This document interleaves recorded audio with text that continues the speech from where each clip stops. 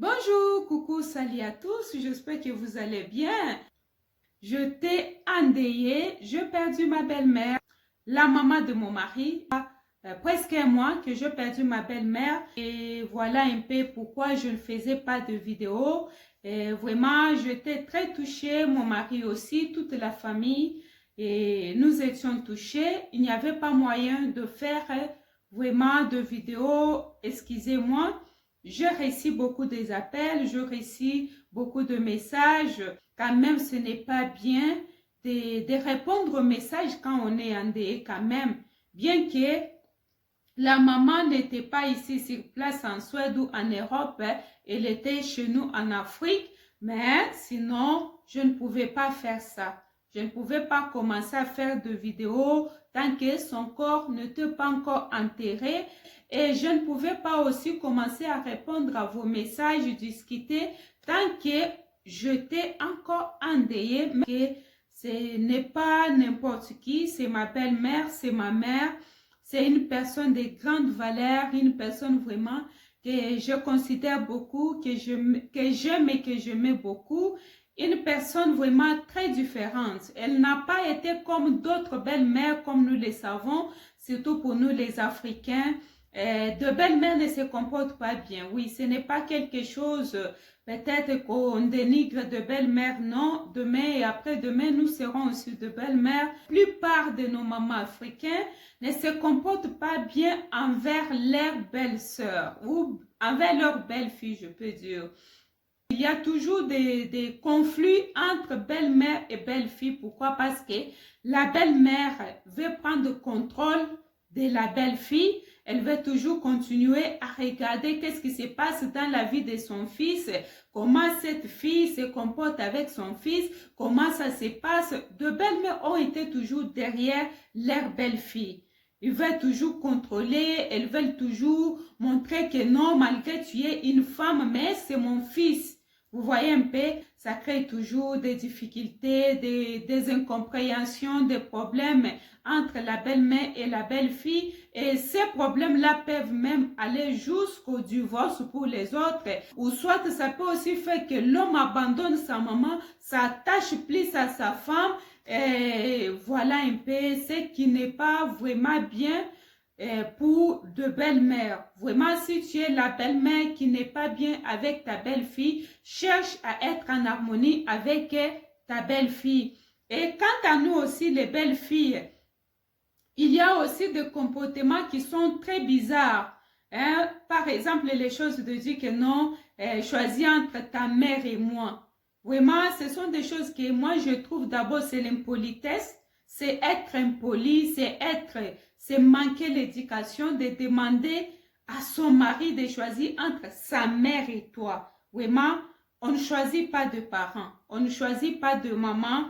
Hein, il y a une autre façon de faire, une autre façon de demander, une autre façon de parler avec son mari par rapport à sa maman. Moi, je comprends beaucoup. Nos garçons sont trop attachés à nous qu'à leur papa. Admettons que demain ou après-demain, ces garçons se marient directement, ils arrêtent d'être avec nous. Ça va nous déranger, ça va leur déranger. C'est pourquoi il faut toujours savoir comment être avec sa belle-mère. Deux femmes ne se soutiennent pas trop. Si une femme a des problèmes, ce sont des femmes qui vont la critiquer. Ce sont les femmes qui vont la nuire. Ce sont les femmes qui vont faire tout pour révéler sa honte. Nous, les femmes africaines, on a ce côté-là faible. Tu vas voir que non, parce que moi, je suis... mon frère a une femme, c'est moi qui vais aller mettre du désordre dans la famille de mon frère. Je dois contrôler la femme de mon frère. Je dois manger tout ce que je trouve sans demander la permission. Je peux prendre ses habits, je peux prendre tout ce que je trouve. Pourquoi? Parce que c'est la maison de mon frère. C'est-à-dire pour nous les Africaines ou pour nous les femmes africaines, on a cette liberté ou soit cette audace d'aller faire du désordre dans la famille de nos frères. Prendre comme nous voulons. Et chose grave, si nous habitons chez nos frères, dans leur maison, c'est là aussi que c'est pire. Parce que si moi j'habite dans la maison de mon frère, je n'ai pas le droit de faire le ménage, je le fais quand je vais. Et j'ai aussi droit d'intimider ma belle-mère, ma belle-sœur. Je dois la parler n'importe comment. Je dois la manquer du respect. Je dois chercher à savoir combien mon frère la donne. Qu'est-ce qu'elle fait avec l'argent? Qu'est-ce qu'elle pense? Je veux vraiment être là comme une personne que la famille a envoyée pour observer les choses qui se passent chez mon frère. Et ce sont des choses que moi j'appelle du n'importe quoi. Parce que quand nous sommes les femmes, on ne sait pas se soutenir. Qui autre va nous soutenir? Si toi tu as la belle-sœur, que tu vas l'étouffer, toi aussi un jour on va t'épouser. Tu seras aussi une belle-sœur d'une autre femme. Alors il faut aussi t'attendre d'être étouffée, d'être maltraitée. Moi je dirais que nous les femmes africaines, on doit être rééduquées. Vous voyez un peu, nous devons être rééduqués dans beaucoup de choses. Tu vas trouver une belle-mère qui n'aime pas sa belle-fille. Va même se permettre d'aller habiter chez son fils pour contrôler sa belle-fille. Pour commencer à dire ce qu'elle doit faire et ce qu'elle ne doit pas faire. La belle-fille est malade ou soit la belle-fille est impolie, a des difficultés ou des problèmes quelconques. La belle-mère va se permettre d'aller chercher une femme par force et imposer à son enfant. Et la même belle-mère qui vient créer les problèmes dans la vie de sa belle-fille, elle a aussi des filles. Et quand ces filles seront mariées, c'est la même belle-mère qui étouffait sa belle-fille, qui ne va pas accepter qu'on puisse faire la même chose à sa fille. Vous voyez un peu que nous les femmes, on ne s'aime pas trop. Surtout, je dirais, les femmes africaines. Il y a des choses qu'on doit changer. Dans notre entourage africain, nous observons ces choses. Même dans l'église, ces choses continuent toujours. Mais pourquoi on ne doit pas changer? Pourquoi la belle-mère ne doit pas être bien avec sa belle-fille? Pourquoi il y a toujours tendance de faire souffrir la femme de son fils? Ce sont des choses que nous devons changer. Nous, les femmes africaines. Je ne vais pas trop parler des hommes parce que la plupart des hommes ne se mêlent pas dans la vie de leur belle-fille. Plupart. Et si tu vois un homme se mêler dans la vie de sa belle-fille, derrière lui, c'est sa femme qui l'encourage de le faire. Nous devons changer. Moi, je dirais, c'est manque du respect. Pourquoi nous, les femmes, on a toujours tendance d'aimer beaucoup nos mamans, de faire voir comme si nos mamans sont bien, nos mamans sont sans défaut, ce sont nos mamans qui nous soutiennent et nos belles-mères sont méchantes ou méchantes, non? Des fois, ce sont nos comportements qui font que nos belles-mères commencent maintenant à contrôler nos familles. Quand ils voient que leurs frères ne plus en bonne santé, ils doivent savoir pourquoi est-ce que leurs enfants mangent bien. Quand ils voient que leur frère est devenu un peu trop souciante, trop dépressive, il a changé, il ne progresse pas, il n'avance pas. Mais qu'est-ce qui ne va pas? En tant que mec qui se respecte, on doit demander.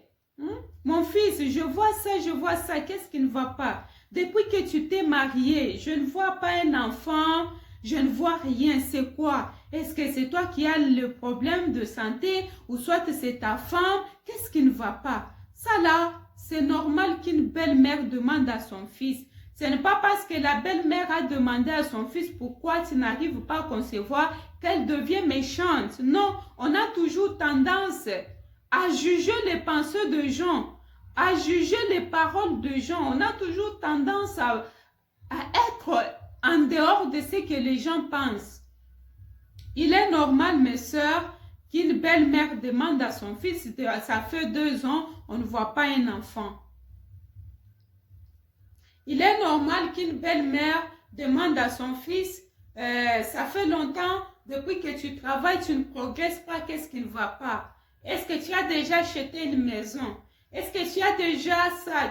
Il est normal de savoir ce qui se passe dans la vie de son enfant. Pourquoi son enfant ne les rend pas visite ou ne plus avec ses frères et sœurs? Pourquoi son fils n'arrive pas à soutenir ses petits frères et sœurs? Oui, en tant qu'une maman, c'est normal de demander ces choses à son enfant. Ce n'est pas parce que sa belle-mère demande ces choses à son fils qu'elle devient une mauvaise belle-mère. Nous devons nous mettre à leur place. J'ai mes enfants, j'ai mes garçons.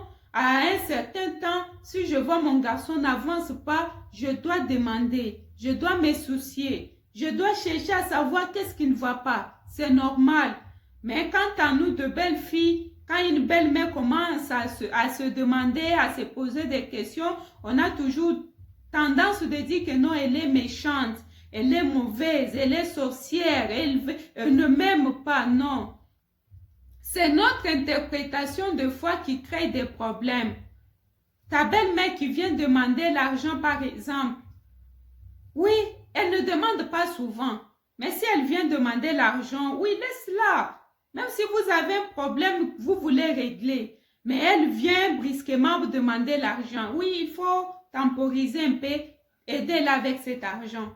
Aidez-la. Ça ne coûte rien, ça ne fait rien. Au moins si c'est chaque fois, à tout moment, là on peut comprendre. Mais peut-être que vous avez besoin par exemple d'acheter une maison. La belle-mère qui vient que non, telle que je suis gravement malade.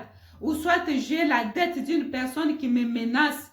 On ne va pas aller vite acheter la maison. On doit aider la personne qu'on menace. On doit sauver la vie de la personne. Parce qu'on ne sait pas, avec ces menaces, on peut la tuer, on peut la faire du mal. On doit sauver sa vie. Il y a des situations qu'il faut résoudre. Il y a des choses qu'il faut aussi négliger. Nous, les belles filles, on aime trop suivre des petits mouvements, petites choses. Elle a dit ça, elle a fait ça, c'est-à-dire c'est ça. Non, quand ma belle-mère était venue à la maison, depuis qu'elle est retournée, l'enfant commence à tomber malade. Non. Ce n'est pas forcément ça. Et quand toi, ta maman vient à la maison, quand les enfants tombent malades après, est-ce que tu fais ça un problème? Il y a aussi des choses que nous, les belles filles, on doit changer. C'est des deux côtés. Et les deux côtés-là, c'est toujours du côté féminin. Nous, les femmes, on doit savoir comment se soutenir dans les moments difficiles, comment se comprendre, comment se supporter. Les femmes, on ne se comprend pas trop. Quand moi, je grandissais, je n'avais pas trop d'amis filles. Moi, j'étais toujours dans l'entourage des garçons. J'ai beaucoup fréquenté les garçons. Hein. Moi, j'avais que des amis garçons. Et j'ai trouvé que la façon que je réfléchissais était toujours différente avec mes amis filles. Parce que les garçons n'aiment pas trop juger. Les garçons n'aiment pas trop analyser. Quand tu parles quelque chose, non, c'est là, vous finissez avec. Non, ce n'est pas comme ça, c'est comme ça. Il peut même te dire ce que lui, il a pensé directement. Et toi, tu vas dire, non, je ne voulais pas dire ça, je voulais dire ça, ça, ça. Vous voyez un peu. Mais avec nous, les filles, ce n'est pas le cas. Avec nous, les filles, on doit juger. Non, quand elle me regardait comme ça, là, elle voulait dire ça. C'est l'homme qui est impuissant. C'est l'homme qui n'arrive pas à enceinter sa femme. Tu vas voir que tous les hommes vont faire tout pour soutenir leurs frères, leurs amis. Non, il faut boire ça, il faut aller voir tel docteur, il faut faire ceci. Et ils vont aussi faire tout pour ne pas dire aux autres.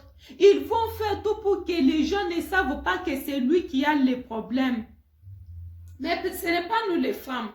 Nous les femmes, on doit vraiment se rassurer que même un bébé qui est dans le ventre doit être au courant que la femme là ne peut pas concevoir. On est même capable de demander au mari d'aller enceinter dehors. Et toi, tu veux mourir comme ça. Tu veux mourir, passer toute ta vie sans un enfant. Fais un enfant dehors. Amène l'enfant dans la famille. Si elle ne veut pas, elle doit qu'à dégager. C'est nous. Nous, là, on est capable. Si c'est notre frère, on est capable d'aller chercher quelqu'un du village pour imposer à notre frère. Notre frère doit avoir les enfants. On ne veut pas voir notre frère mourir sans enfant. Nous, les femmes, on est comme ça.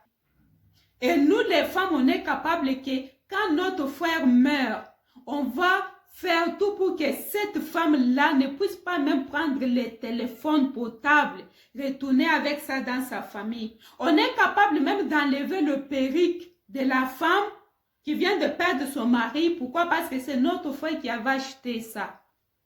On est capable de récupérer tous les enfants, pas pour prendre soin d'eux, mais pour faire souffrir la femme qui va partir, pour aventure le manque de son homme et de ses enfants. Pour qu'elle souffre, mais en oubliant que quand notre frère était vivant, cette femme nous donnait à manger, cette femme contribuait aussi, faisait aussi de petits commerces. Même si elle ne travaillait pas, elle soutenait notre frère. Elle était là pour préparer pour notre frère afin qu'il puisse avoir la force d'aller travailler. Nous les femmes, on n'aime pas se soutenir.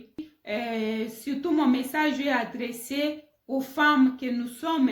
Soyons fortes, encourageons-nous, cherchons à nous soutenir, cherchons à nous encourager, cherchons à vivre dans l'unité. Soyons unis pour que nous puissions avancer. Sans nous, l'Afrique là n'ira nulle part. Sans nous, nos foyers, nos familles n'iront nulle part. Alors nous devons nous mettre à la place des autres et nous devons aussi nous soutenir entre nous les femmes, pas dans le mauvais sens. Ne nous soutenons pas dans les insultes. Quand il y a l'insulte, les deux sont dans des conflits et puis moi je vais aller m'associer pour insulter l'autre. Non, là nous sommes très spécialistes. Quand il y a des difficultés entre les deux femmes, moi je vais aller pour soutenir l'autre afin de faire tomber l'autre. Ça là, on ne doit pas soutenir. On doit soutenir les côtés positifs. On doit se soutenir pour faire avancer nos familles, nos communautés, nos relations, nos pays, notre continent. On ne doit pas être unis pour se détruire, non. Mais on doit être unis pour s'élever, pour être forte, pour s'élever, pour gagner, pour s'améliorer, pour bien vivre. Voilà un peu le message du jour. C'était pour nous soutenir, nous les femmes. Merci beaucoup, que Dieu vous bénisse. J'espère que vous avez aimé la vidéo et nous allons nous retrouver la semaine prochaine avec une autre vidéo. Merci. Surtout, n'hésitez pas de liker et de partager. Merci beaucoup. Portez-vous bien.